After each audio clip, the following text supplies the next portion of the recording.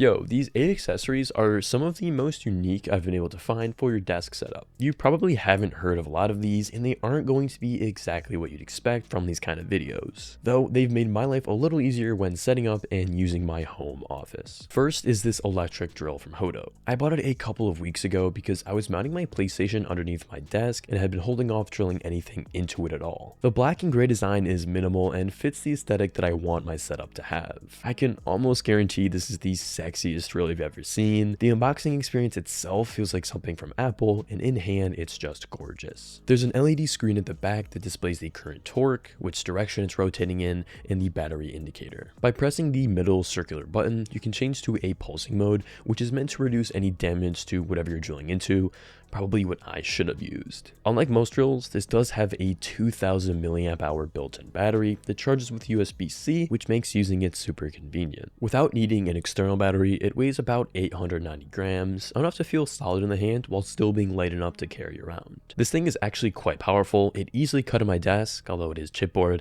and for any drilling you'll be doing in your office to mount things to your desk, hang shelves on the wall, this will be perfect. At the top, there's a little switch so you can quickly change from drilling to screwing mode, and in the box, along with the 8 drill bits, there's 10 driver bits. With the power of the drill, I think it's perfect for PC building, and it'll make that whole process a ton easier when I put together my next system. For working with smaller screws, I have an electric screwdriver from Xiaomi. This doesn't quite have enough power for PCs or any super tight screws, but I've used it when building my custom mooting board and it worked great. Having such a slim profile, it's great to use in tight spaces and comes with nearly every screw bit you'd ever need. It's incredibly light, weighing in at just over 60 grams, and is just a must-have as a techie. The case it comes with is sleek and easy to store away. You can just slide the tray inside it and it'll clip into place, making it safe to keep in a bag as a potential EDC item for people who are always building things. I do buy new items to put on my desk and move around quite often, so having a measuring tape handy is a necessity. This is another product by Hodo that is designed so nicely. I love including this in B-roll because it looks so sleek,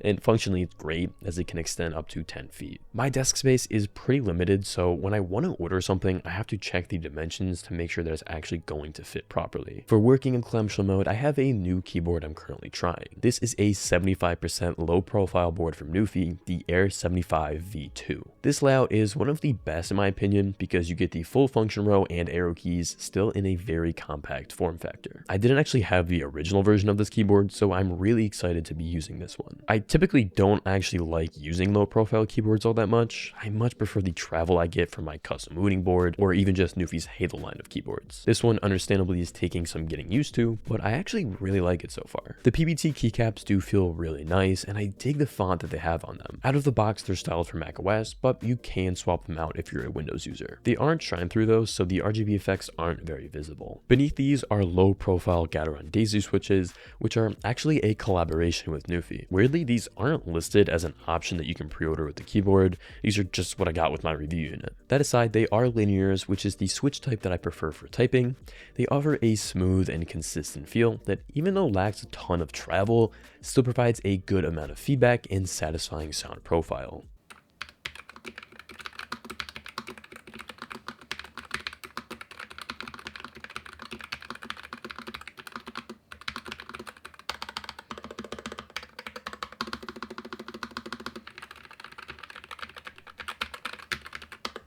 The first day using them, I was making a lot more typos than usual, but since then, they are starting to grow on me a little. I still much prefer traditional style switches, but these aren't bad. I could see this becoming a travel keyboard for me though, as it sits nicely on top of the MacBook keyboard with its rubber feet. It also just feels nicer to type on for longer periods of time. It's super light as well, weighing just over 600 grams, so it's not going to add too much weight to your bag. When on the desk though, the adjustable feet are convenient to have so that I can elevate the board for a more comfortable typing experience. Right above them are the power and OS switches, which makes going between devices easy. The biggest improvement with the board though is the inclusion of VIA and QMK support.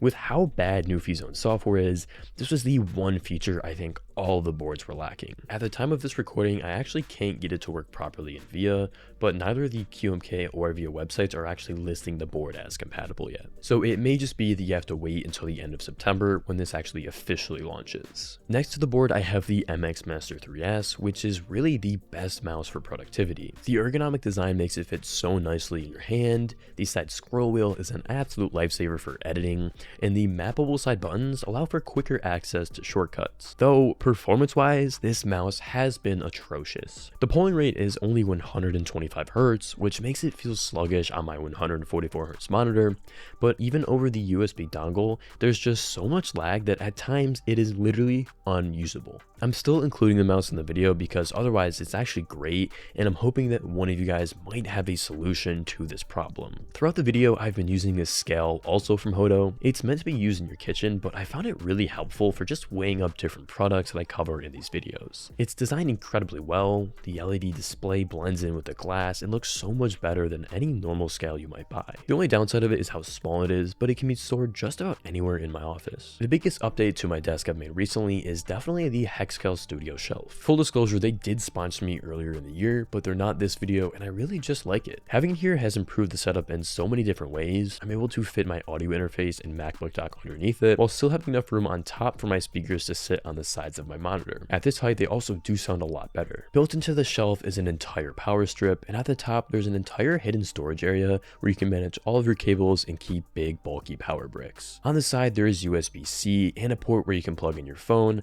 but it's kind of an awkward spot, so I rarely use it. At the front, the only downside here is it creates reflections on any device on the desk, so filming it can be a little more difficult. The build quality of the shelf is very good, and while I have my ultrawides mounted to the desk, this can easily support any monitor you like up to 100 pounds. Just make sure the stand is small enough, as the Studio is only 8 inches deep. This is a stunning product, but at $900, it's honestly too much for what it is.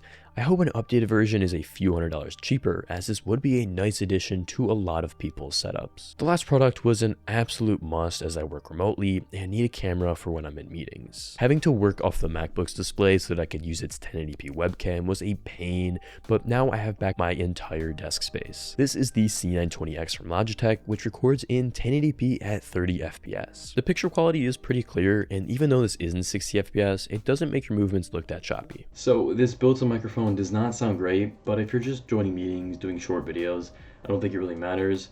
Although you can get a good boom mic for like $50 that I still think is worth picking up. For $60, this works really well, and if you work from home, I can definitely recommend it. So let me know if you guys like these products, or if you didn't, that would be helpful. Otherwise, everything is linked in the description, and I've been Cole, and I'll see you next week, where we'll be covering the iPhone 15 Pro. I bought it in the middle of this video.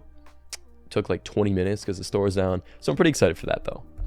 Make sure you're subscribed, and until then, take care.